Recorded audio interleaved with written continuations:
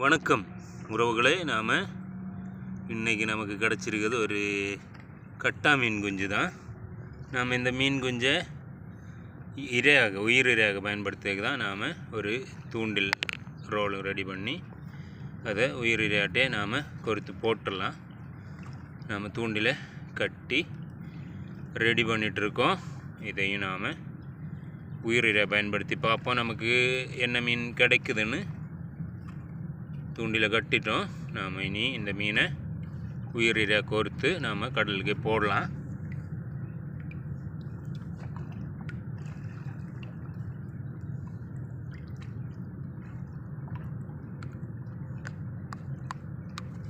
பாருங்க உறவுகளே, உயிரோட தான் நீந்திட்டுருக்கு கட்டா மீன்.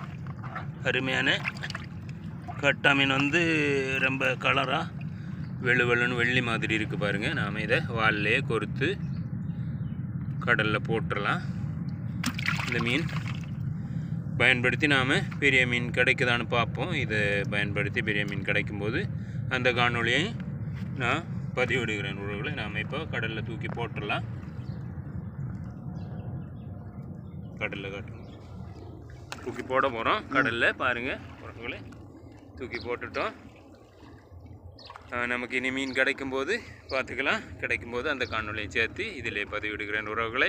ஓகே உறவுகளை, பாய்.